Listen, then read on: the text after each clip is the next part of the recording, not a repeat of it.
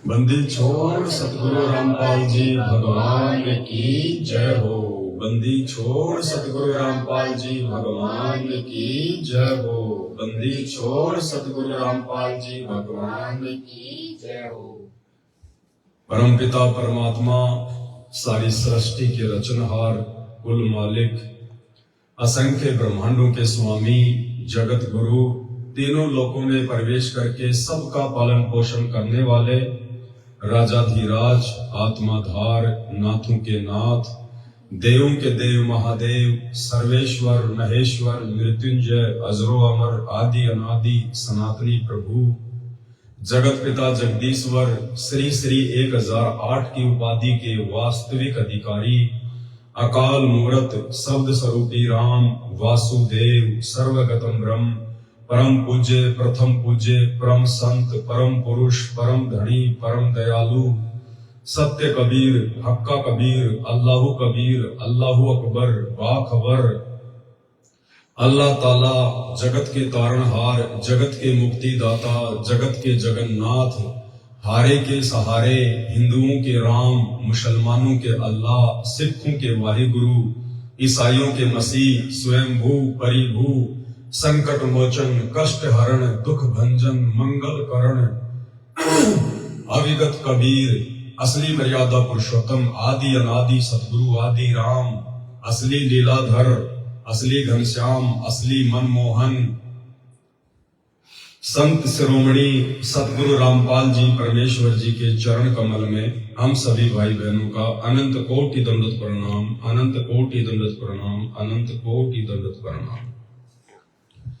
सत्साई भाई और बहनों, दया है परमपिता परमेश्वर जी की, गुरुदेव भगवान के शुभ आशीर्वाद से उनके चरण कमल में बैठ के, जहाँ पे परमात्मा जी का बेड लगा हुआ है, जहाँ परमात्मा का दरबार लगा हुआ है, और सभी सत्सेवक भाई बहनों ने, यानी जिन जिन पुण्यात्माओं ने अपने गुरुदेव भगवान की कबीर परमात्मा के रूप में पूर्ण पहचान कर ली है, उन सभी भाई बहनों ने यथासंभव और अपने अपने घरों पर अपनी सुविधा के अनुसार परमात्मा जी का बेड लगा दिया है, परमात्मा जी का दरबार सुसज्जित तरीके से लगा दिया है, और बिल्कुल शुद्धता और पवित्रता का ध्यान रखते हुए विधि विधान अनुसार परमात्मा को अपने घर पे ही प्रकट करके, घर पर ही विराजमान करके, और उनको प्रसन्न करने की दिशा में भक्ति भाव के साथ में आगे बढ़ रहे हैं।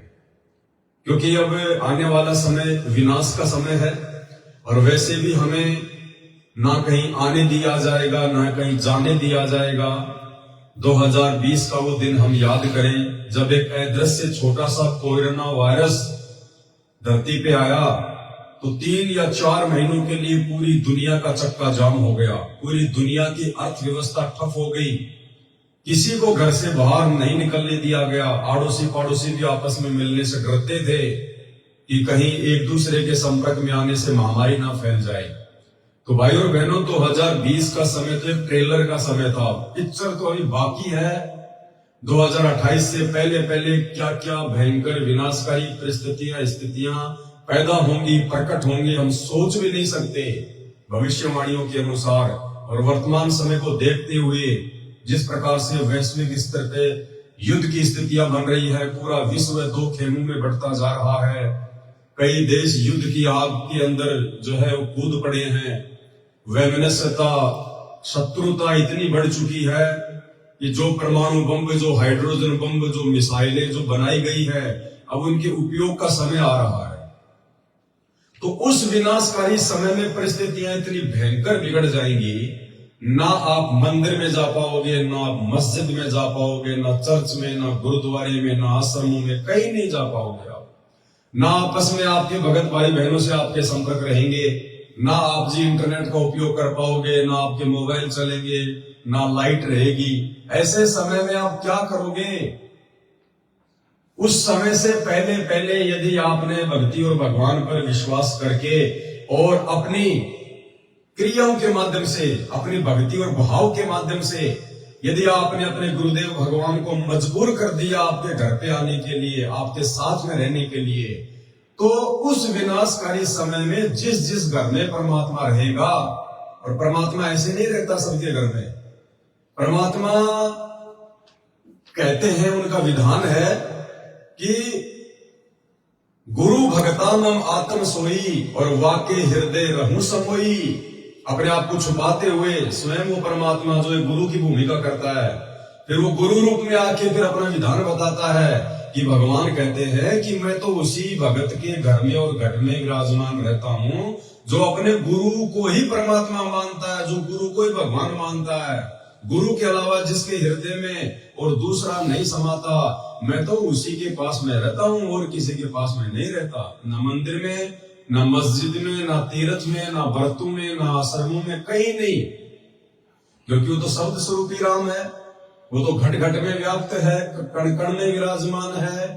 तो भाई और बहनों, अब वो समय आ गया है कि हम अपने भगवान को कस्तूरी वाले उस मूर्ख हिरण की तरह किसी आश्रम में, किसी मंदिर में, किसी मस्जिद में या किसी अन्य जगह पे देखकर अपनी अज्ञानता का परिचय देने के बजाय अब उस शब्द स्वरूपी राम को, जो उन्होंने हमें भक्ति दे दी, मर्यादा दे दी, जिस वचन पर चलने के लिए हमें जो है उन्होंने प्रेरित कर दिया, आदेशित कर दिया, हम उन सभी क्रियाओं को, पांचों यज्ञों को सही प्रकार से निभाकर अपने गुरुदेव को इतना जो है वो प्रसन्न करें, राजी करें कि ये एक नुक्ता बन जाए।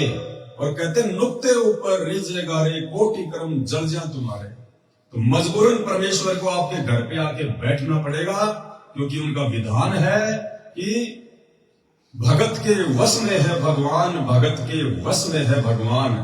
लेकिन वो उसी भगत के वश में होता है जो वास्तव में गुरु का असली भगत होता है, जो गुरु के प्रति अन्य किसी में परमात्मा नहीं देखता, भगवान नहीं देखता, जो गुरु के अलावा अन्य किसी को अपना समर्पण नहीं करता, गुरु के अलावा अन्य किसी को दंडवत नहीं करता, जिसके मन मंदिर में अपने गुरुदेव की मूर्ति समाई रहती है, छाई रहती है।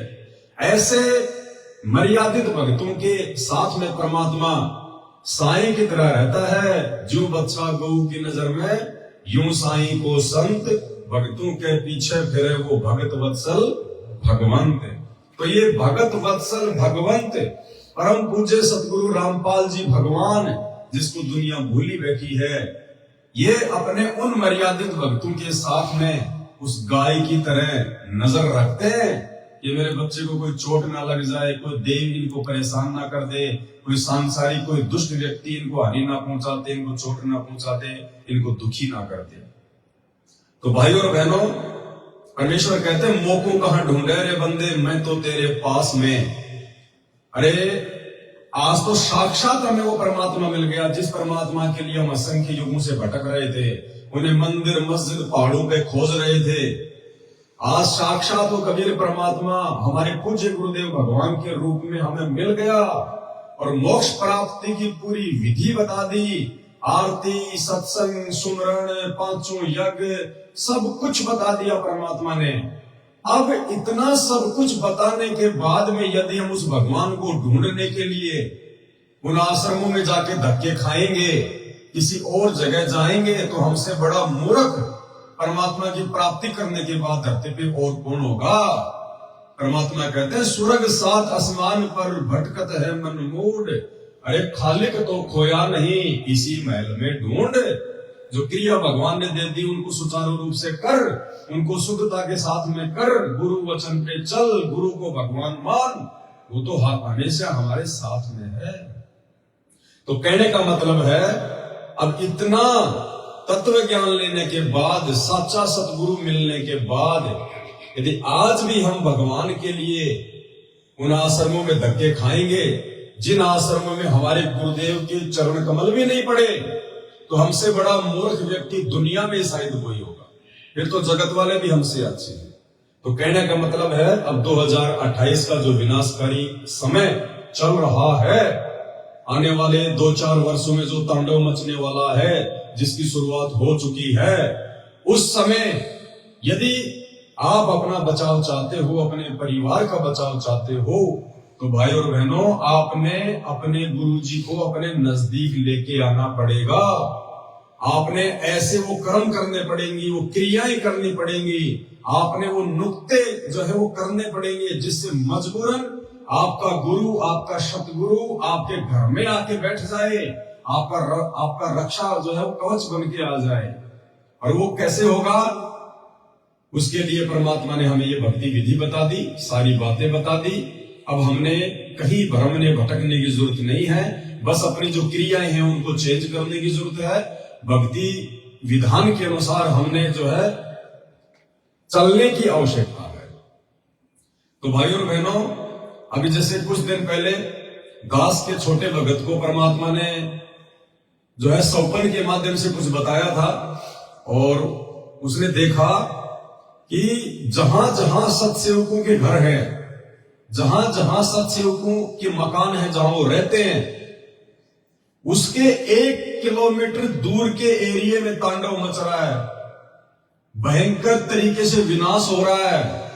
कहीं बाढ़ आ रही है, कहीं भूकंप आ रहा है, कहीं कुछ हो रहा है। यानी जहां जहां परमपिता परमेश्वर सतगुरु रामपाल जी भगवान के सत्सेवक बच्चे हैं, और खाली नाम धराने से कोई सत्सेवक नहीं हो जाता, ध्यान रखना भाई। जैसे परमात्मा कहते हैं कि भाई दासा तन नेड़े नहीं, नेड़े मानी नजदीक, कि दासा तन नेड़े नहीं और नाम धरावे दास, और पानी के पिए बिना भाई कैसे बुझेगी प्यास। तो खाली सत्सेवक नाम रखवाने से परमात्मा ये ना सोचना कि उसकी रक्षा करेंगे, उसके साथ में रहेंगे, नहीं। सत्य सेवक का मतलब होता है सच्चा भगत। और सच्चा भगत कौन होगा? सच्चा भगत वो होगा जो सबसे पहली कंडीशन है कि अपने गुरु को ही अपना बाप मानेगा। वो हाथ अपना रख दे सिर पर जिसने मान गुरु को बाप लिया। तो उस विनाशकारी समय में यदि हमने बचना है, तो अब हमने भगवान को अपने और अपने घर के अलावा किसी और जगह नहीं देखना, नहीं ढूंढना। और जब हम अपने घर में अपने गुरु जी को विराजमान कर लेंगे, जब हमें विश्वास हो जाएगा कि परमात्मा मेरे साथ में है, मेरे घर पे है, तो भाई और बहनों, जब परमात्मा साथ में भी है, घर पे भी है, तो भाई और बहनों फिर परमात्मा आराम भी करेगा, परमात्मा भोजन भी करेगा, परमात्मा बैठेगा भी, परमात्मा नहाएगा भी, सारे काम करेंगे परमात्मा। तो अब हमने परमात्मा के लिए, क्योंकि देखो हमें जो भी कुछ दे रखा हो, किसने दे रखा है? हमें परमात्मा ने तो दे रखा है। राजाओं को राज, सेठों को व्यापार है, काल को 21 ब्रह्मांड, 33 करोड़ देव देवताओं को देव पद, और तीनों लोकों में प्रवेश करके सबका भरण पोषण कौन कर रहा है? ये परमपिता परमात्मा सतगुरु रामपाल जी भगवान। तो जब हमने घर में अपने भगवान को प्रकट कर लिया, विराजमान कर लिया, तो भाई और बहनों हमने फिर परमात्मा के साथ में परमात्मा की तरह व्यवहार करना पड़ेगा। फिर फॉर्मेलिटी नहीं चलेगी कि आपने एक छोटा सा जगह पे दरबार बना दिया और उसी में दिया जला दिया है। अब बताइए छोटे से दरबार में कैसे तो गुरुजी आपका भोजन बैठ के खाएंगे, कैसे गुरुजी आराम करेंगे हैं? तो जो भी आपको भगवान ने दे रखा है, चाहे एक कमरा दे रखा आपको परमात्मा ने, उस एक कमरे के एक कोने में परमात्मा का बेड लगाइए, चाहे छोटा ही बेड लगाइए, चाहे दीवान लगाइए, 3x5 का लगाइए, कोई दिक्कत नहीं है। सबसे पहले परमात्मा, प्रथम परमात्मा उस घर में, जैसे हमारे बुजुर्ग माता पिता होते हैं, हम सबसे पहले उन्हीं को देते हैं पूरा का पूरा सम्मान। घर में खाना बनता है, सबसे पहले अपने माँ बाप को खिलाते हैं, उनकी सेवा करते हैं, उनके पास में बैठेंगे, मन की बात करेंगे, हर प्रकार से उनका ध्यान रखेंगे, नहाने का, खाने का, पीने का, सर्दी गर्मी के वस्त्रों का, चप्पल जूतों का, हर चीज का हम ध्यान रखते कि नहीं रखते? अरे भगवान ना मानो, कम से कम अपना बूढ़ा बाप मान के उनको अपने घर में जगह दे के देखो एक बार, वो तो इतने में भी प्रसन्न हो जाएगा। अभी 2-3 दिन पहले गुजरात के मेहसाणा में सात संगति थी, और उस सात संगति से 10-15 दिन पहले ही परमात्मा ने दास को निमित्त बना के संगत में संदेशा भिजवा दिया था कि भाई और बहनों, 8 साल हो चुकी है, 27 साल से तो भगवान ने समझाने में कोई कमी नहीं छोड़ी, और फिर भी कुछ कमी रह गई यदि हम नहीं समझ पाए, क्योंकि परमात्मा के सत्संग तो बहुत गहरे हैं, गूढ़ ज्ञान युक्त हैं। तो परमात्मा ने उनका सरलीकरण करवा के, उनको सरल करवा के और साध संगति के माध्यम से छोटी छोटी बातें भगत समाज तक वीडियो बना के पहुंचा दी। यानी हर चीज से परमात्मा ने हमारे को परिचित करवा दिया। और दास ने कहा था कि भाई अब आगे दास तो कहीं साध संगति में जाएगा नहीं, क्योंकि दास का मकसद कोई अपना स्वार्थ नहीं है, कोई सेना जोड़ने का नहीं है, कोई भगत इकट्ठे करने का नहीं है। दास का मकसद केवल इतना था कि परमात्मा ने दास को निमित्त बना के दास को आदेशित किया। दास ने अपने बाप के वचन की पालना की। मैंने खुद भी भक्ति की, मैंने खुद भी मर्यादा में रहने का मैंने प्रयास किया, मैंने खुद भी बहुत कुछ सीखा साध संगति से। और आप सभी भाई बहनों को उन सभी बातों से परिचित करवा दिया जाए जिन बातों की जानकारी ना होने के चलते हमारी भक्ति नहीं बन रही, हमारे भाव नहीं बन रहे, हम गुरु को भगवान नहीं मान पा रहे, हम गुरु के नजदीक नहीं जा पा रहे। तो 8 साल से जो आवश्यक था, जितना जरूरी था, उससे कहीं ज्यादा भक्ति की खुराक परमात्मा ने अपनी विशेष आत्माओं को साध संगति के माध्यम से दिलवा दी। अब भाई आगे साध संगतियों में आने जाने की, फालतू अपना समय बर्बाद करने की आवश्यकता नहीं है। अब यदि आवश्यकता है तो आने वाले विनाशकारी समय को और अपने आत्म कल्याण को देखते हुए जो हमने भगवान से सीखा है, जो हमने साध संगति से सीखा है, अब उसके ऊपर अमल करके हमने ज्यादा से ज्यादा भक्ति करके अपने आप को शुद्ध करके जो है पवित्र करके मर्यादाओं में रह के हमें गुरुदेव को प्रसन्न करना है। ऐसा नहीं है कि जब हम साध संगति में जाते थे तो भगवान साध संगति में आएगा। भगवान तो हर जगह है, सर्वत्र है परमात्मा, लेकिन हमें उसको पकड़ने की सही प्रकार से वो क्रियाएं, वो विधि नहीं मालूम थी कि परमात्मा जो है वो प्रसन्न कैसे हो। देखो भक्ति तो सभी कर रहे हैं, भक्ति तो जो मर्यादा जिन्होंने तोड़ रखी है उन आश्रमों में जा जाके राजनीतियां कर करके वो भी बेचारे भक्ति में लगे हुए हैं, और भक्ति आप और हम भी कर रहे हैं। लेकिन परमात्मा क्या कह रहे हैं, तू ये ना सोचना कि तू तेरी भक्ति से पार हो जाएगा। गुरुदेव कहते हैं तेरे जैसे लाखों लाखों साल माला फेर के चले गए गधे की योनि में घूम रहे हैं।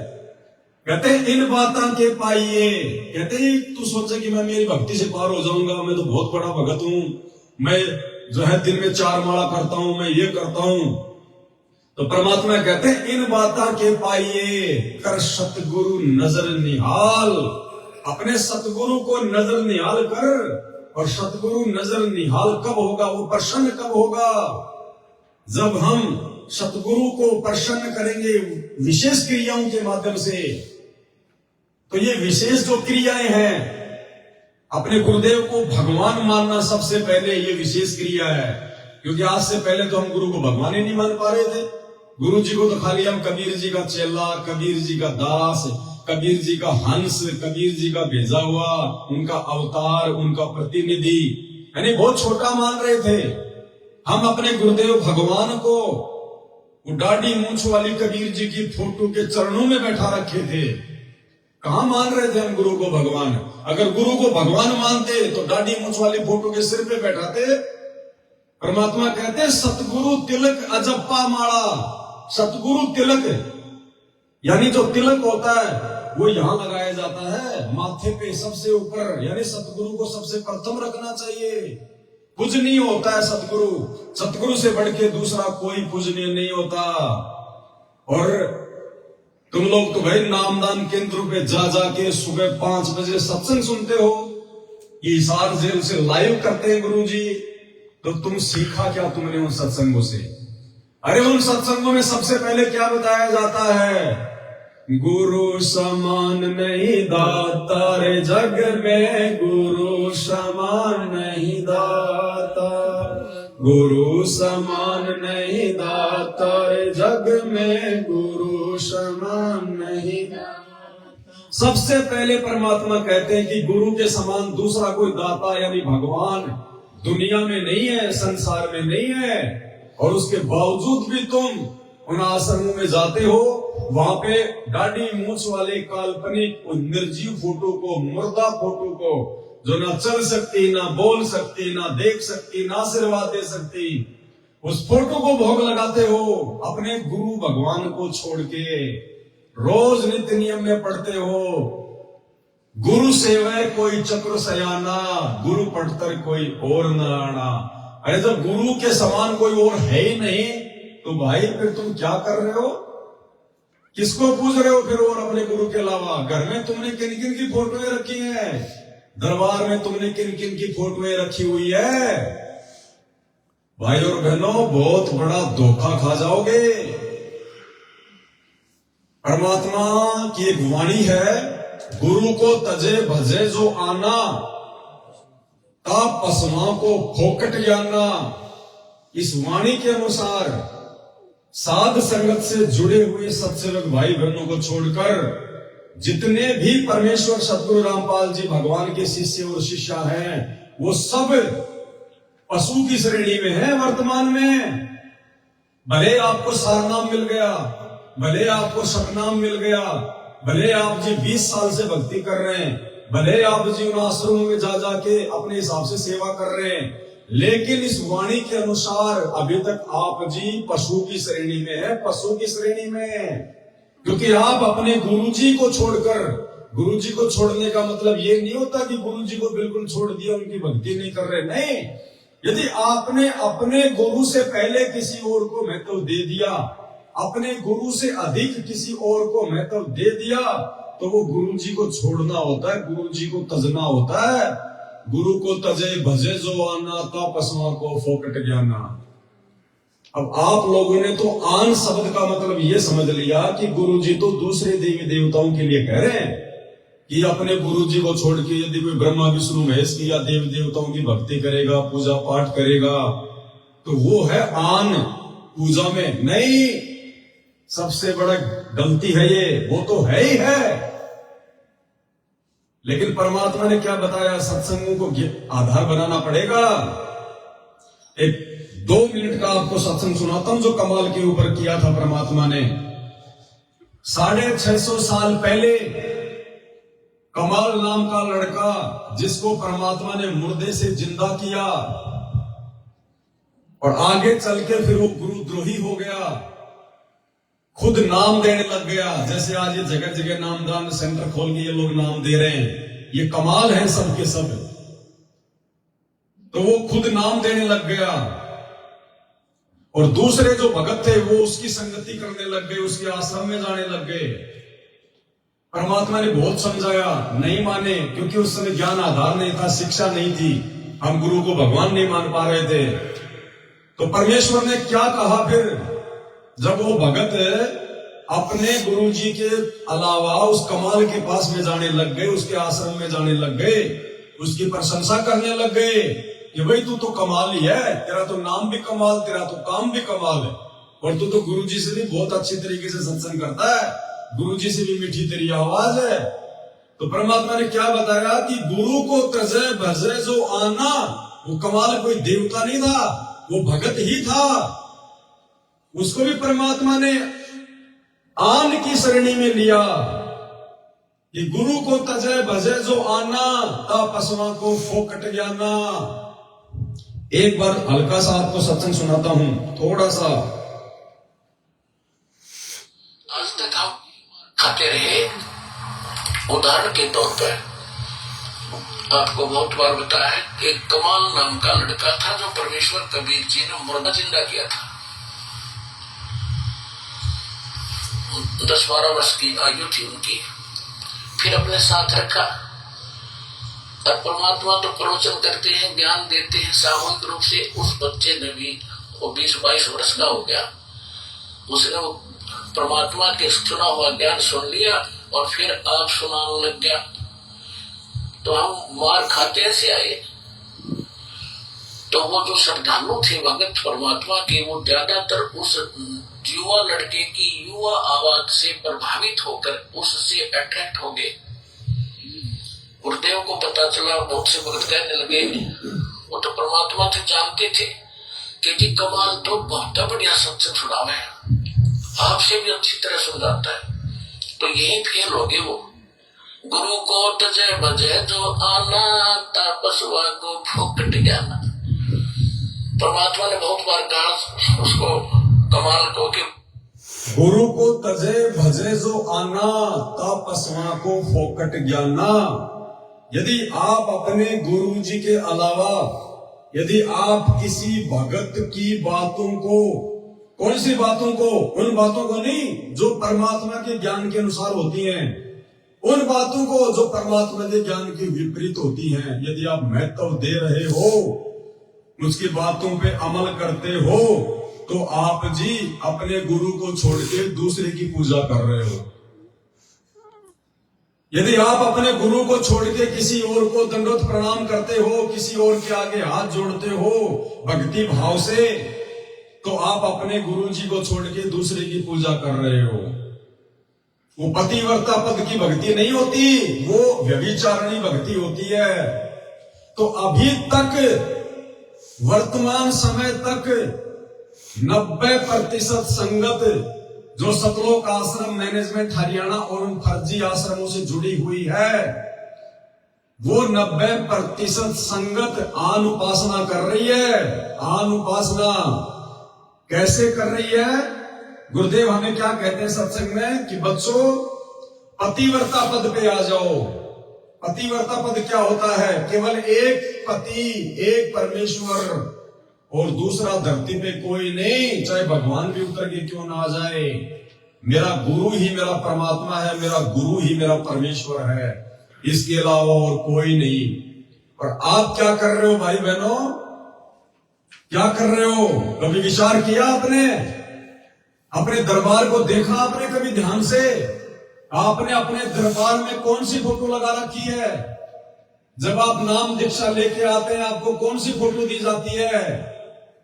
एक वो फोटो दी जाती है जिसमें बीच में सतगुरु रामपाल जी भगवान बैठे होते हैं, ऊपर वाले कॉर्नर में दाढ़ी मूंछ वाले कबीर जी बैठे हैं, इधर वाली साइड में आदरणीय गरीबदास जी बैठे हैं, नीचे की साइड में स्वामी रामदेवानंद जी बैठे हैं और इधर की साइड में पंडित चितानंद जी बैठे हैं। यानी आपने 5-5 जो है खसम कर रखे, 5-5 खसम। अरे 650 साल पहले तो गुरु जी के अलावा खाली कमाल को ही दंडवत करते थे, और आज कमाल के अलावा 4-4 को कर रहे हैं। तो ये पतिव्रता पद की भक्ति है क्या? कौन है वो बाकी? वो बाकी कौन है जिनको आप अपने दरबार में उनकी फोटो रख के आप उनके आगे दीपक जला रहे हो? अरे दीपक किसके आगे जलाया जाता है? अपने भगवान के, अपने गुरुदेव भगवान के। उस दरबार में तुम उन सभी फोटो के आगे दंडवत प्रणाम करते हो। दंडवत प्रणाम किसको किया जाता है? ज्ञान गंगा नियम नंबर 17 को पढ़ देना। गुरुदेव कह रहे हैं केवल अपने गुरुदेव को दंडवत किया जाता है, बाकी जो फोटोएं हैं, चाहे गरीबदास जी की हो, चाहे चिदानंद जी की हो, चाहे कबीर जी की हो, उनको केवल प्रणाम करना है, प्रणाम, दंडवत नहीं करना। तुम क्या करते हो? अपनी दरबार में उस फोटो को रख के सबको दंडवत कर रहे हो, सबकी पूजा कर रहे हो, सबके आगे हाथ जोड़ के आरती कर रहे हो। तो ये क्या है? काल ऐसे ही ठगता है सूक्ष्म रूप में। गुरु को तजे भजे जवाना, तापस्वा को फोकट ज्ञाना। ये पतिव्रता पद की भक्ति नहीं है। और क्या बताया हमें परमात्मा ने धर्मदास जी के माध्यम से?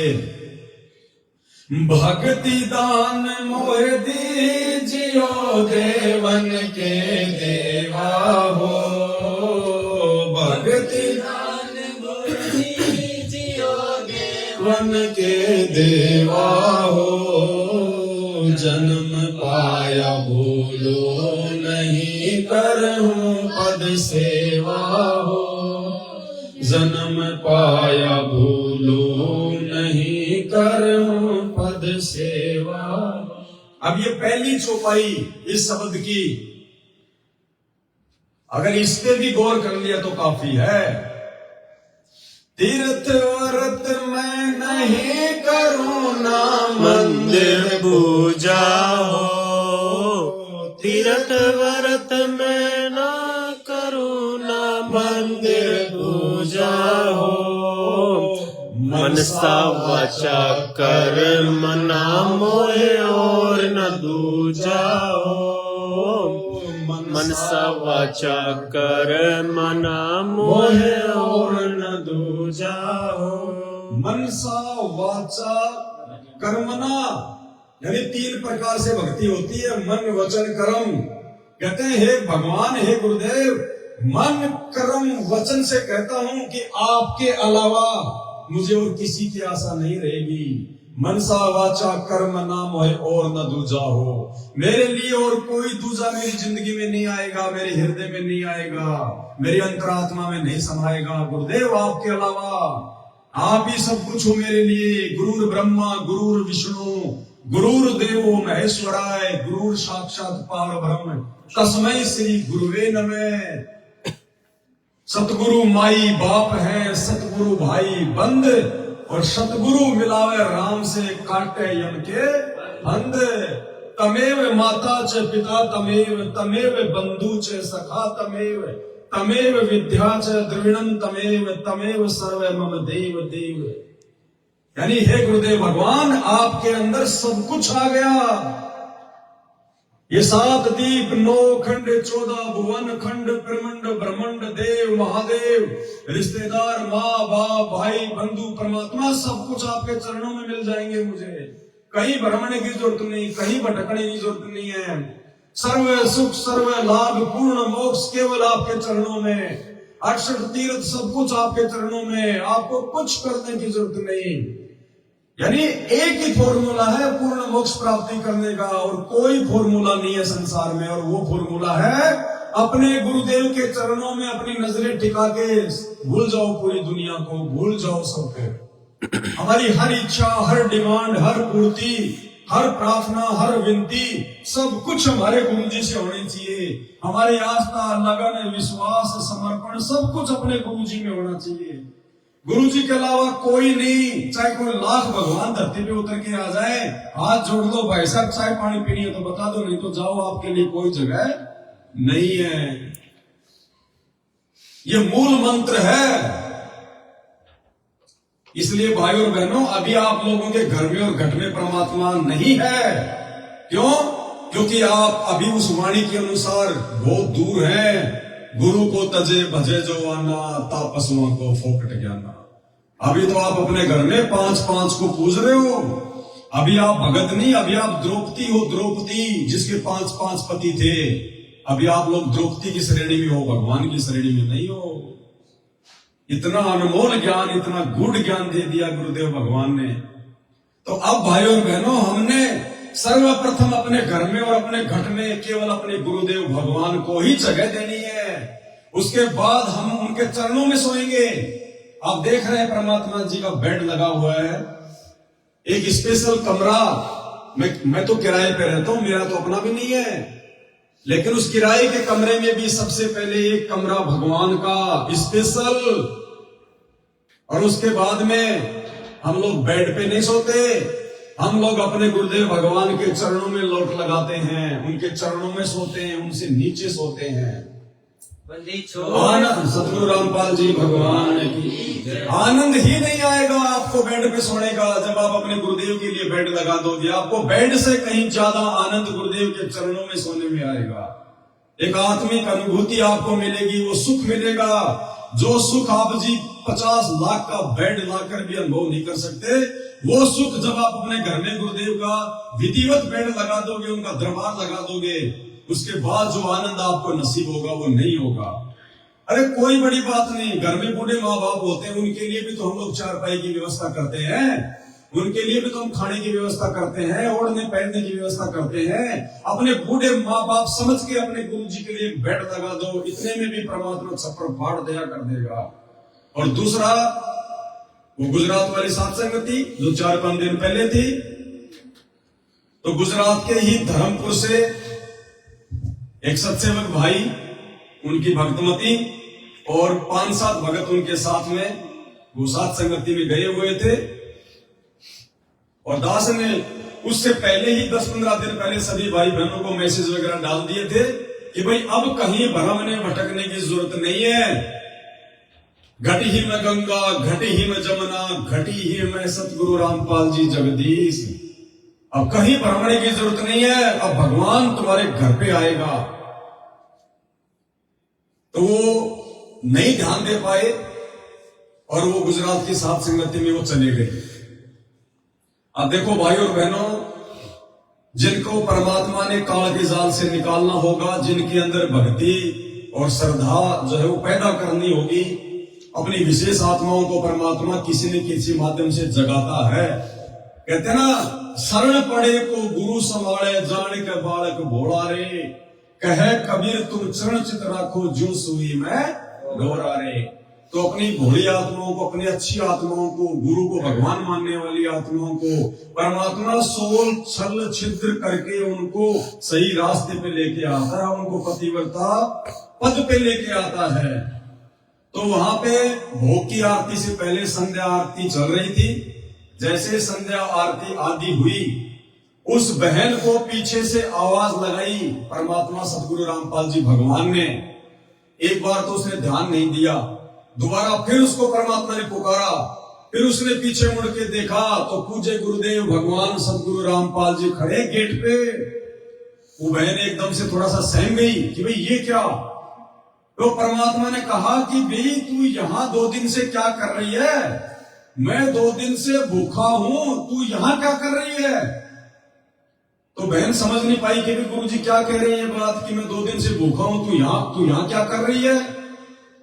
बाद में बहन को समझ में आई, परमात्मा ने उसको चेतना दी कि नालायक, एक तो तू घर पे बेड लगा के मेरे को रोज घर पे भोग लगाती है, ये सोचकर कि गुरुजी बैठे हैं, गुरुजी भोजन कर रहे हैं, उनका बचा कुछा हम खाएंगे, अब हमने भटकने की जरूरत नहीं है, गुरुजी तो हमारे घर पे भी है, गुरुजी अनंत कोटि कलाओं के स्वामी हैं, गुरुजी अनंत रूप बना सकते हैं, अपने हर एक भगत के पास में गुरुजी जा सकते हैं, आ सकते हैं, प्रकट हो सकते हैं। एक तरफ तो तू मुझे अपने घर पे प्रकट करके रोज मेरे को जो है आदत डाल दी, क्योंकि कहते भगत के बस में है भगवान। अगर हम भगवान के लिए भोग बना रहे हैं और सबसे पहले भगवान को लगाएंगे तो भगवान को आना पड़ेगा। अरे ये तो मन की गति से भी तेज चलता है, एक बिजली सेकंडों में कहां से कहां पहुंच जाती है। और भगवान तो कहते गोता मारो स्वर्ग में, जो बैठूं पाताल, और गरीब दास ढूंढता परूं अपने हीरे मोती, और पहुंचूंगा क्षण एक में जन अपने के। तो भगवान तो अगर सतलोक में भी बैठा है तो एक क्षण में आ जाएगा आपका भोग प्रसाद लेने के लिए, एक क्षण में।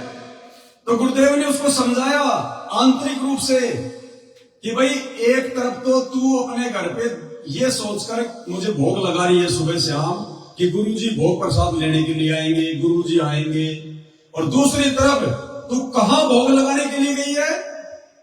इसका मतलब क्या है? क्या तुझे विश्वास नहीं है कि गुरुजी तेरे घर पे नहीं आएंगे? तू अपने उसी गुरु को भोग लगाने के लिए 400 किलोमीटर दूर जा रही है। नालायक, कुछ तो विचार कर। इसका मतलब तुझे विश्वास नहीं है, खाली फॉर्मेलिटी में भोग लगा रही है। अब मेरे को तूने आदत डाल दी और तू वहां जाके बैठ गई। मैं 2 दिन से तेरे घर पे बैठा हूं भूखा प्यासा। उसी समय वो बहन, मोबाइल भी छूट गया उसके हाथ से, कांप गई। उसी समय संध्या आरती के बीच में अपने भगत को लेके, और 2-4 भगत साथ में थे, उन सबको उसने बताया भाई ये बात है, और गुरुजी खड़े, मुझे गुरुजी ये कह रहे हैं। उसी समय 7-8 भगत अपना थैला उठा के और संध्या आरती बीच में छोड़ के वापस चल दिए। गुरु के आदेश की अवहेलना नहीं, क्योंकि गुरु के रूप में कोई दूसरा नहीं आ सकता। किसी की औकात नहीं, इस काल की औकात नहीं है। सतगुरु रामपाल जी भगवान की जय हो। उसी समय बहन तुरंत अपना झोला झाला उठा के अपने भगत जी के साथ में और 5-7 भगत तुरंत वहां से खिसक लिए। सुबह बहन अपने घर पे पहुंची। अब देखना कैसे परमात्मा विश्वास दिलाते हैं कि वो मैं ही था, कोई और नहीं था। दूसरे दिन बहन अपने घर पे पहुंची, नहाई धोई, परमात्मा के लिए भोग बनाया, परमात्मा को छोटी भोग की आरती के साथ में हलवे रामकार भोजन का भोग लगाया। भोग लगाने के बाद में लास्ट में हम लोग विनती का अंग पढ़ते हैं। हम विनती करते जी, गुरु जी थारे आगे साहिब थारे। तो पूरा परिवार परमात्मा की विनती कर रहा था सामने भोग प्रसाद रख के। और अभी तक बहन ने बेड नहीं लगाया, क्योंकि वो किराए के मकान में रहती है। दूसरा मकान वो देख रहे हैं जिसमें थोड़ी जगह ज्यादा हो। तो उन्होंने टेबल पे ही परमात्मा का जो है मतलब भोग प्रसाद वगैरह अपना दरबार जो है वो लगा रखा है। तो जैसे ही बहन विनती काम कर रही थी तो परमात्मा वैसे ही सामने बहन को दिखाई दिए दरबार में, वैसे ही। और परमात्मा जैसे कोई इंसान खाना वाना खा के ढंग से छिपके और फिर पेट पे हाथ मसालता है यूं, तो परम पूज्य सतगुरु रामपाल जी भगवान ने खाना वाना खा के भोग प्रसाद लेके जब विनती कर रहे थे तो ऐसे डकार मार के और यूं जैसे पेट भर गया गुरु जी का, बिल्कुल छिप गए गुरु जी, और यूं पेट पे हाथ मसल के यूं आशीर्वाद दे रहे हैं उनको, सबको आशीर्वाद दिया। बहन को साक्षात परमात्मा दिखाई दिए, आशीर्वाद दे रहे सबको। और उसके बाद बहन ने बताया कि आशीर्वाद देने के बाद में, भोजन भंडारा करने के बाद में, जैसे वो टेबल रखी हुई थी ऐसे, तो उसने बताया कि गुरुजी टेबल पे यूं हाथ रख के सो गए। सतगुरु रामपाल जी भगवान। तो बहन ने कहा कि भगत जी परमात्मा ने आशीर्वाद दिया, वो भी समझ में आ गया, पेट मसल रहे वो भी समझ में आ गया कि मालिक जो है भोजन भंडारा करके जो है वो तृप्त हो गए। लेकिन वो यूं टेबल पे हाथ रख के सो रहे थे, उसका क्या मतलब है? तो दास ने कहा कि बहन ये बेड इसीलिए तो लगवाए गए हैं कि परमात्मा भोजन करने के बाद में आराम करते हैं। अब तेरे घर में बेड था नहीं, तो परमात्मा ने ये दिखाया कि देख मैं आराम करता हूं, ऐसा नहीं है बेड फालतू में नहीं लगाए जा रहे। तो फिर बहन ने कहा कि भगत जी अब तुम जितना जल्दी हो सके उतना जल्दी परमात्मा के लिए हम बेड लगाएंगे। अरे हम ही खाना खाते हैं, हमारी भी इच्छा होती है कि 5-10 मिनट तो आराम कर ले, लंबे पैर कर ले। घर पे आपके कोई रिश्तेदार आ गया, आपने उनको भोजन करा दिया, आप खुद ही कहोगे कि जी आपने अभी तो भोजन किया है, आधा 1 घंटा आराम करो उसके बाद में चले जाना। तो क्या भगवान आराम नहीं करेगा? लेकिन कहाँ करेगा? जगह दिखाई देगी तब करेगा ना। इसलिए ये बेड लगाए जा रहे हैं। धरती पे पूर्ण परमात्मा स्वयं प्रकट है, कोई छोटा मोटा देव महादेव नहीं है, साक्षात परमात्मा है, अनंत कोटि कलाओं का स्वामी है। कितने रूप बना सकता है परमात्मा, अरबों खरबों संख्यों, कोई गिनती नहीं। इससे बढ़कर दूसरा कोई जो है उनकी सिद्धि युक्त नहीं है, ये कुछ भी कर सकता है। और उसके बाद फिर परमात्मा की हम चरण सेवा करें। अब एक भाई कह रहा था कि मुझे कुछ लोग सवाल कर रहे हैं कि भाई ये बेड लगाने की जरूरत क्या है, तुम बेड क्यों लगा रहे हो, क्या गुरुजी बेड पे सोने के लिए आएंगे? पहली बात तो अगर भगत के इस प्रकार के विचार हैं तो वो भगत ही नहीं है, और थोड़ा बहुत भी यदि वो भगत था तो ये बात बोलने के बाद उससे भी नीचे गिर गया। जो ये कहता है कि क्या गुरुजी बेड पे सोने के लिए आएंगे? भाई और बहनों, हम सब जानते हैं, आप आपके क्षेत्र में जो विधायक हैं, विधायक जब कोई बन जाता है तो विधायक बनते ही वो कौन सी गाड़ी लेके आता है? सबको पता है फॉर्च्यूनर लेके आएगा 50-60 लाख रुपए की, चाहे लोन पे लो, चाहे जमीन बेच के लो, चाहे उधार लो, फिर तो उसको पैसा देने वाले बहुत मिल जाते हैं जो विधायक ही बन जाता है। तो सबसे पहले वो 50 लाख की फॉर्च्यूनर गाड़ी लेके आएगा, वो विधायक है। अब वो विधायक यदि कहीं जा रहा है और रास्ते में उसकी गाड़ी खराब हो गई तो क्या वो जो सरकार की तरफ से जो बसें चलाई जाती हैं, जो रोडवेज, क्या वो उस बस में बैठ के जाएगा? नहीं बैठेगा। उसका स्टैंडर्ड बहुत हाई है, वो अपनी बेइज्जती समझेगा उन बसों में बैठना, क्योंकि उसके अंदर अहंकार आ जाता है, मान बढ़ाई आ जाती है। उस बस में नहीं बैठेगा वो, चाहे सारी बस उसके लिए खाली कर दो। दूसरा, जब वो चलता है तो उसके साथ में 1-2 गाड़ियां और चलती हैं। अगर खुद की गाड़ी खराब भी हो गई तो अपने किसी दूसरे मतलब जो है स्वयं सेवक की गाड़ी ले लेगा। अगर वो भी नहीं है तो वो तो उस क्षेत्र का विधायक है, उसके तो बहुत लोग जानकार हैं, वो तो एक फोन घुमाएगा 10 मिनट में 2 गाड़ियां आ जाएंगी, यानी वो बस में नहीं बैठेगा ना। उसके बावजूद भी हर स्टेट में जितने भी रोडवेज बसें चलती हैं, मैं तो राजस्थान का हूं इसलिए आपको बता रहा हूं, बचपन से रोडवेज गाड़ियों में हम लोग सफर किया करते थे। हर रोडवेज बस के अंदर एक सीट रिजर्व होती है और उस सीट के पीछे लिखा होता है विधायक सीट। क्या सरकार को इस बात का नहीं पता कि वो विधायक इन टूटी फूटी रोडवेज बसों में नहीं बैठेगा, उसके स्टैंडर्ड के अनुसार नहीं है? फिर भी सरकार विधायकों के लिए एक सीट रिजर्व रखती है कि ना जाने कब और किस परिस्थिति में उस व्यक्ति को इस बस के माध्यम से यात्रा करनी पड़ जाए, तो बस चाहे कितनी क्यों ना भरी हो, जब विधायक उस बस में आएगा तो वो सीट ऑटोमेटिक खाली करनी पड़ेगी, क्योंकि वो विधायक के लिए है। तो भाई और बहनों, इसी प्रकार हमारे परमपिता परमात्मा सदगुरु रामपाल जी भगवान, ये ना उस विधायक की तरह कोई छोटे मोटे व्यक्ति है, ना इनमें अहंकार है, ना इनके अंदर मान बढ़ाई है। जब परमात्मा आने वाले समय में किसी भी जगह आएंगे जाएंगे, हर जगह परमात्मा के सेवक होंगे। ये परमात्मा होटलों में नहीं रुकेगा बड़े बड़े लोगों की तरह, ये परमात्मा अपने भक्तों के घर पे रुकेगा। और मान लीजिए अचानक आपके घर पे ये परमात्मा सदगुरु रामपाल जी भगवान आ गए, जैसे सेव और सम्मन के घर पे परमात्मा कमाल और शेख फरीद को लेके अचानक से पहुंच गए। उनको विश्वास ही नहीं हुआ, 2 मिनट तक तो आंख फाड़ कर देखते रहे कि कोई सपना तो नहीं देख रहे हैं। हम जैसे निर्धनों के घर पर सारी सृष्टि का मालिक आएगा, सपन में भी नहीं सोचा था उन्होंने। तो ऐसे ही, क्योंकि ये समदृष्टि परमात्मा है, ये किसी में भेदभाव नहीं करता, ना अमीर में ना गरीब में, ये केवल अपनी आत्मा को देखता है, उसकी भक्ति को देखता है, उसके भाव को देखता है। सतगुरु रामपाल जी तो ना जाने कब ये परमपिता परमात्मा साक्षात भी आपके घर पे आ जाए। और जब साक्षात भगवान आपके घर पे आ जाएगा, आप 5 मिनट में बेड बनवा दोगे क्या? 5 मिनट में नया सोफा ले आओगे क्या? 5 मिनट में परमात्मा के चरण पादुकाएं ले आओगे क्या? या फिर आप जिन बेड पे आप लोग लगाते हो, जिन बेडों पे आपने हजारों बार संभोग क्रिया की है, आपने वो गंदगी फैला रखी है, उस बेड पे सुनाओगे अपने भगवान को? इसलिए ये रिजर्व सीट है परमपिता परमेश्वर के लिए।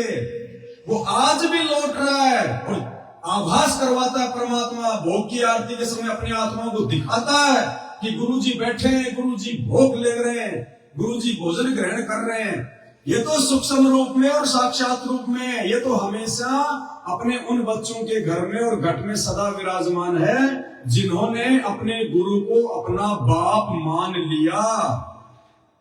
अब क्या होगा आने वाले समय में? सबसे बड़ा फायदा क्या होगा? जब आप अपने घर पे अपने गुरुजी को विराजमान कर देंगे, उनको प्रकट कर लेंगे, सबसे बड़ा फायदा क्या होगा? दास के छोटे भगत को, दीपक दास को परमात्मा ने स्वप्न में दिखाया, लाइव भी आपको जो है वीडियो बना के बताया था कि सत्सेवकों के घरों के 1 किलोमीटर के दूर दूर के एरिया में भयंकर तांडव मच रहा है, भयंकर त्राई त्राई मच रही है। सत्सेवकों का घर का 1 किलोमीटर का एरिया छोड़ के, अब वो 1 किलोमीटर का एरिया सुरक्षित रहेगा कैसे? जब आप अपने गुरु जी को अपने घर पे प्रकट कर लोगे। और जिस जगह संग्रामपाल जी बैठा होगा, काल की औकात नहीं है कि उस एरिया के आसपास भी वो कोई विनाश फैला दे, वो कोई तांडव मचा दे। तो ये परमात्मा ने पहले ही दिखा दिया स्वप्न के माध्यम से, और इसीलिए ये प्रोसीजर सेट हो रही है, क्योंकि आने वाले विनाशकारी समय में बचाव उन्हीं भक्तों का होगा जो भगत पूर्णतया मर्यादा में होंगे, जो पतिव्रता पद के ऊपर होंगे, जो भगवान को पहचान चुके होंगे, जो प्रत्येक नियम और मर्यादा में रह के विधि विधान अनुसार उनकी भक्ति करेंगे। अन्यथा धरती पे बचाव का दूसरा रास्ता नहीं है। ठीक है, जिनके पिछले संस्कार मजबूत हैं भाई वो तो बचेंगे, वो चाहे जगत वाले हो चाहे भगत हो, चाहे आप नाम भी तोड़ दो, चाहे आप गुरु जी को गालियां भी दो, चाहे आप गुरुद्रोही हो जाओ, चाहे आप गुरु विमुख हो जाओ। कहते हैं राम किसी को मारे नहीं, मारे तो हत्यारा राम, अपने आप ही मर जाएंगे कर कर खोटे काम। लेकिन इस जन्म में नहीं मरे, मान लो हमारे अच्छे संस्कार है, कोई भक्ति है, या वर्तमान की हमारी अच्छी भक्ति हो गई, और आज हम गुरु जी को भगवान मान नहीं रहे, गुरु जी को हम उस दृष्टि से देख नहीं रहे, गुरु जी के रहते सहते हम कबीर जी का भी प्रकट दिवस मना रहे हैं, उस फोटो को भी दरबार में लगा रहे हैं। अरे स्वामी राम देवानंद जी कौन है? भगवान है क्या या भगत है? अरे स्वामी राम देवानंद जी महाराज तो एक भगत है, भगत की फोटो भी आपने दरबार में लगा रखी है। शर्म करो कुछ। भगत के आगे भी आप जी दीपक जला रहे हो, भगत के आगे भी आप दंडोत कर रहे हो, क्या कर रहे हो? भक्ति हो रही है? क्या हो रही है? ये वैश्या भक्ति है, ये व्यभिचारणी भक्ति है, अव्यभिचारणी भक्ति नहीं है। गुरुजी ने क्या बताया? जो पतिव्रता स्त्री होती है वो अपने पर्स में केवल अपने पति का फोटो रखती है, तो आत्मा एक है तो उसका पति भी एक ही है। अब वो पति चाहे तुम दाढ़ी मूंछ वाली फोटो को मान लो या ज्ञान आधार से अपने गुरुदेव भगवान को मान लो, रखना एक कोई है। अगर 2 रख लिए, 3 रख लिए, 4 रख लिए, तो आप जी वैश्या भक्ति कर रहे हैं, व्यभिचारणी भक्ति कर रहे हैं। वहां आपको आपके संस्कार मिलेंगे, गुरुदेव का आशीर्वाद नहीं मिलेगा। बंदी तो छोड़ सतरामपाल जी भगवान की जय हो। और जब हम नाम दीक्षा लेते हैं गुरुदेव भगवान से, तो क्या कहते हैं परमात्मा कि आपके घर में अन्य साधु संतों की फोटो नहीं होनी चाहिए। तो भाई अन्य साधु संत की तो है ही, दाढ़ी मूंछ वाले कबीर जी, गरीबदास जी, पंडित चिदानंद जी, स्वामी रामदेवानंद जी, ये अन्य संत ही तो है। उस एक संत को छोड़ के साहिब से सतगुरु भय, सतगुरु से भय संत, धर धर वेख विशाल अंग वो खेल रहे आदि। तो संत तो धरती पे असल में एक ही है, संत रामपाल जी भगवान। उसके अलावा यदि आप अन्य संतों की फोटो अपने घर में या दरबार में रखते हो, आप जी पतिव्रता पद पे नहीं हो, आप गुरु को भगवान नहीं मान रहे, आपको गुरु और भक्ति का पूर्ण लाभ नहीं मिलेगा। बाकी तो देखो, शराब बेचने वाला भी जी रहा है, मांस खाने वाला भी जी रहा है, कसाई भी जी रहा है, वो उनके संस्कार हैं, वो अपने संस्कार से जी रहे हैं। लेकिन जब वो बुरा समय आएगा और संस्कार यदि कमजोर हैं, फिर भगवान की तरफ से, गुरु की तरफ से कोई राहत आपको नहीं मिलेगी। तो भाई और बहनों, गुजरात वाली बहन की मेरे साथ बात हुई, उसकी ऑडियो भी दास आपको भेज देगा। और यकीन मानो भाई और बहनों, अब हमने अपने घर पे भगवान देखना है, घर पे ही भगवान को प्रकट करना है गुरु जी के लिए।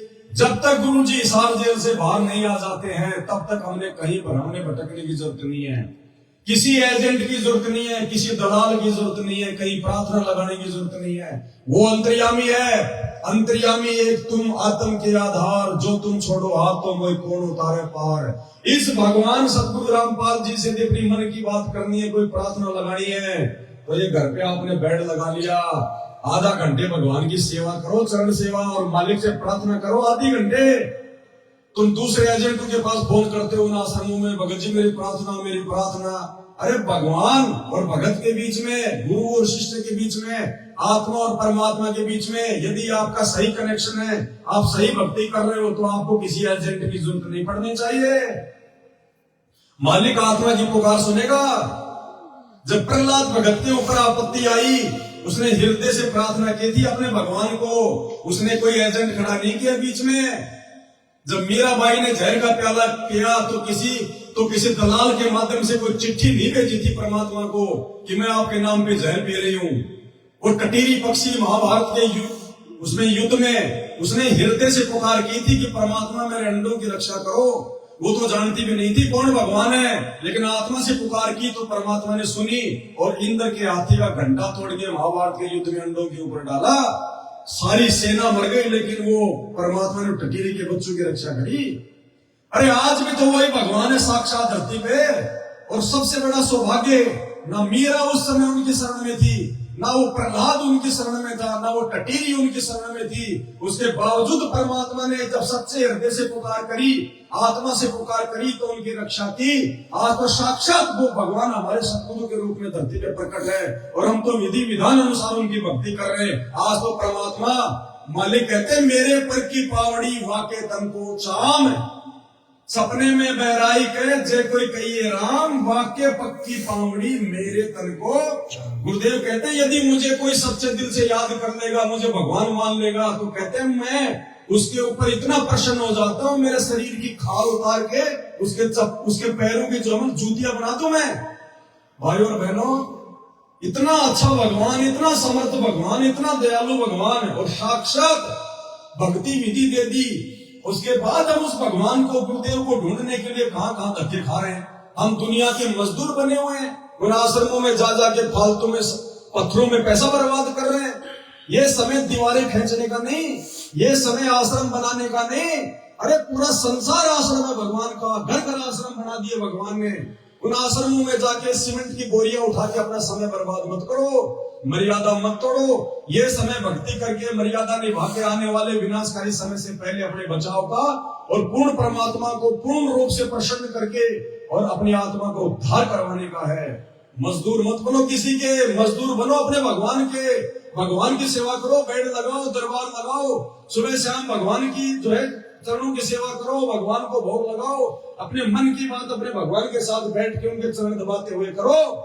जैसे हम सत्सेवकों की सुन रहा है, 8 साल से किसी का बाल तक बाका नहीं हुआ, और तुमसे ऊपर जा रहे हैं हर दिन भक्ति में, हर दिन भक्ति भाव में तुमसे ऊपर जा रहे हैं। क्यों? क्योंकि हमने अपने गुरु को ही भगवान मान लिया, और जो अपने गुरु को भगवान मान लेता है तो गुरु जी को मजबूरन उस घर में आना पड़ेगा, उस भगत के साथ में रहना पड़ेगा। जब आप जी पतिव्रता पद पे आ जाओगे तो गुरुदेव कहते हैं पतिव्रता जमीन पर ज्यों ज्यों धर है पाव, समृत झाड़ू देत है ना कांटा लग जाए।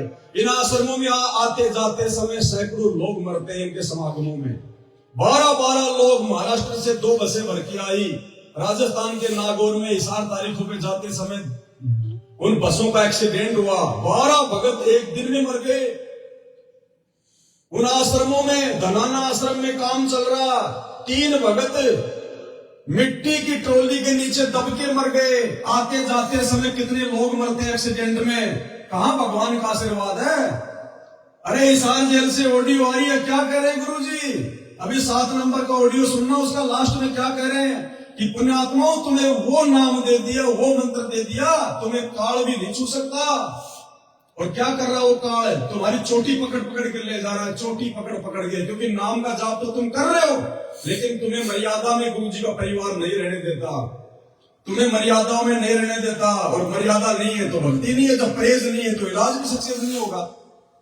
तो भाई और बहनों, आप धोखा ना खाओ, भगवान घर पे है, घट में है, विधि विधान अनुसार परमात्मा का बेड लगाओ।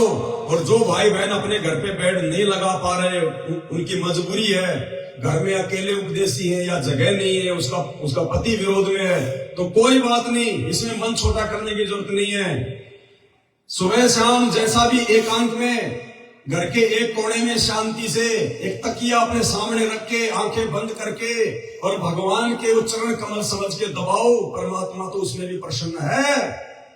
और जिसकी व्यवस्था है तो फिर विधि विधान से करो भाई और बहनों। अपने बाप को, हम जमीन पे सोएंगे, अपने बाप को अच्छी से अच्छी जगह पे सुलाएंगे। हम नीचे जो है वो दरी बिछा के सोएंगे, 500 रुपए का जो है गद्दा बिछा के सोएंगे, लेकिन अपने भगवान के लिए हम अपनी औकात से बाहर अच्छे से अच्छा लेके आएंगे। भगवान के चरण पादुका लाओ, विधि विधान से काम होगा फिर सारा। ये सोच के कि मेरा बाप है, बाप सुबह उठेगा तो चप्पल भी पहनेगा, बाप सुबह उठेगा तो बाथरूम में भी जाएगा, बाथरूम में बाप को जो है कि टॉवेल भी चाहिए, बाप को साबुन तेल ब्रश भी चाहिए, बाप को सब कुछ चाहिए, उसको कपड़े भी चाहिए रोज उसको पहनने के लिए। बाप है तो बाप के पास में हम बैठेंगे, अपने मन की बात करेंगे, बाप के जो है उनके पैर भी दबाएंगे, सारे काम करेंगे। अरे गुरु ना समझो, भगवान ना समझे, बाप समझ के भी रिहर्सल शुरू तो करो, परमात्मा भंडारे भर देगा। ये वो समर्थ है, अन्यथा भाव नहीं बढ़ेंगे, ये नुक्ते ऊपर रिझेगा, ये भक्ति से नहीं रिझेगा। भक्ति तो दुनिया कर रही है, भक्ति दुनिया सतयुग से कर रही है, ये नुक्ते पे रुझेगा। भक्ति भी करनी पड़ेगी, साथ में कोई ऐसा नुक्ता जैसे सेव और सम्मन का नुक्ता, भगवान को भोजन कराने के लिए नेकी ने और सम्मन ने अपने बेटे की गर्दन काट दी, वो है नुक्ता। लेकिन भगवान कहते हैं कि तुम्हें वो जो है वो गर्दन काटने की जरूरत नहीं है, तुम तो अपनी गर्दन समर्पण कर दो। समर्पण करने का मतलब अपने गुरुदेव को ही सब कुछ मान लो, उनके हर एक वचन में चलो, उनके 21 सूत्रीय नियमों का पालन करो, वो तो इतने में भी प्रसन्न हो जाएगा। तो भाई और बहनों, अब हमने गलती नहीं करनी, और अब परमपिता परमेश्वर जी की महिमा में सभी भाई बहन मिलकर एक शब्द गाते हैं, उसके बाद आज का लाइव समाप्त करेंगे। बंदी छोड़ सतगुरु रामपाल जी भगवान की जय हो। बंदी छोड़ सतगुरु रामपाल जी भगवान की जय हो। बंदी छोड़ सतगुरु रामपाल जी भगवान की जय हो। जो दुनिया रचने वाले हैं वो गुरु जी दाना वाले हैं, जो दुनिया रचने वाले हैं दाना वाले, जो भगतों के रखवाले हैं वो गुरु जी दाना वाले हैं, जो भगतों के रखवाले दाना वाले हैं, जो 2 लाख बालद ल्याए थे काशी में संत जिमाए थे, जो 9 लाख बालद लाए थे काशी में, जो केशव बन कर आए थे वो गुरु जी धनाना वाले हैं। जो केशव बन कर आए थे वो गुरु जी धनाना वाले हैं। जो दुनिया रचने वाले हैं वो गुरु जी धनाना वाले हैं। जो भक्तों के रखवाले हैं वो गुरु जी धना वाले। प्रहलाद भगत की अर्ज सुनी और हेड़ा कुश सिंगारे थे। प्रहलाद भगत की अर्ज सुनी और हेड़ा कुश थे। जो नरसिंह बन कर आए थे वो गुरु जी धनाना वाले हैं। जो नरसिंह बन कर आए थे वो गुरु जी धनाना वाले हैं। जो दुनिया रचने वाले हैं वो गुरु जी धनाना वाले हैं। जो भक्तों के रखवाले हैं वो गुरु जी धनाना वाले हैं। जो सामन के घर आए थे सेऊ संग भोजन पाए। जो सामन के घर आए थे सेऊ संग भोजन पाए। जो नर पर शीस चढ़ाए थे वो गुरु जी धनाना वाले हैं। जो धड़ पर शीस वो गुरु जी धनाना वाले हैं। जो दुनिया रचने वाले हैं वो गुरु जी धनाना वाले। जो धड़तों के रखवाले हैं वो गुरु जी धनाना वाले हैं। जो नरसिंह जी के आए थे ज्योति का भात भराए थे। जो नरसिंह जी के आए थे ज्योति का भात भराए थे। जो कृष्ण बन कर आए थे वो गुरु जी धनाना वाले। जो कृष्ण बन कर आए थे धनाना वाले हैं। जो दुनिया रचने वाले हैं वो गुरु जी धनाना वाले हैं। जो दुर्तों के रखवाले वो गुरु जी धनाना वाले हैं। जो साधु बन कर आए थे और बीज का भोजन पाए थे। जो साधु बन कर आए थे और बीज का भोजन पाए। जो धन का खेत निप जाए थे वो गुरु जी धनाना वाले हैं। जो धना का खेत निप जाए थे वो गुरु जी धनाना वाले हैं। जो दुनिया रचने वाले हैं वो गुरु जी धनाना वाले हैं। जो भक्तों के रखवाले हैं वो गुरु जी वाले हैं। जो सतयुग में भी आए थे और मनु को वेद पढ़ाए थे। जो सतयुग में भी आए थे और मनु को वेद पढ़ाए थे। जो वामदेव कहलाए थे वाले हैं। जो वामदेव कहलाए थे वो गुरु जी धनाना वाले। जो दुनिया रचने वाले हैं वो गुरु जी धनाना वाले हैं। जो भक्तों के रखवाले हैं वो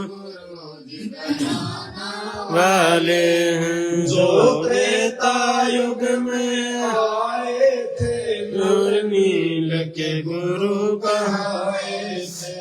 जो त्रेता युग में आए थे नल नील के काए थे। जो के उनसे तू बनवाए थे वो गुरु जी धनाना वाले हैं। जो राम से तू बनवाए वाए थे वो गुरु जी धनाना वाले हैं। जो दुनिया या रचने वाले हैं वो गुरु जी धनाना वाले हैं। जो भक्तों के रखवाले वो गुरु जी धनाना जो द्वापर में भी आए थे पांडवों का संग रचाए थे। जो द्वापर में भी आए थे पांडवों का संग बजाए थे। घर विदुर के भोजन पाए थे वो गुरु जी धनाना वाले हैं। घर विदुर के भोजन पाए थे वो गुरु जी धनाना वाले हैं। जो दुनिया रचने हैं वो गुरु जी धनाना वाले हैं। जो भक्तों के रखवाले हैं वो गुरु जी धनाना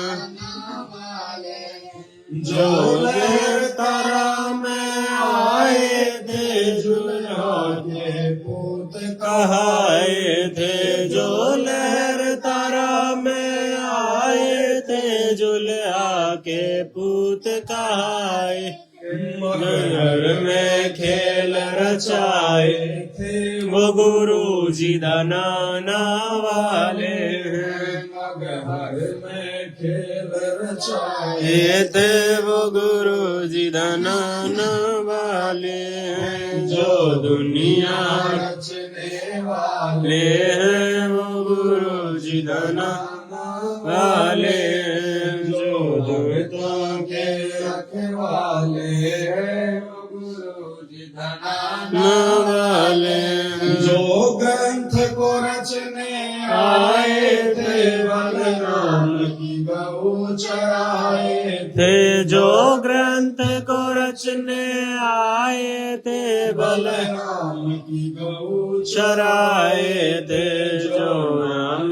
गरीब रखवाए थे वो गुरु जी धनाना वाले हैं। जो नाम गरीब रखवाए थे वो गुरु जी धनाना वाले हैं। जो भक्तों के रखवाले हैं वो गुरु जी धनाना वाले हैं। जो दुनिया रचने वो गुरु जी धनाना जो साध संगत में आते हैं वही जान गुरु को पाते हैं। जो साध संगत में आते हैं वही जान गुरु को पाते हैं। फिर मिलकर भोग लगाते हैं सतगुरु को खूब जाते हैं। फिर मिलकर कर भोग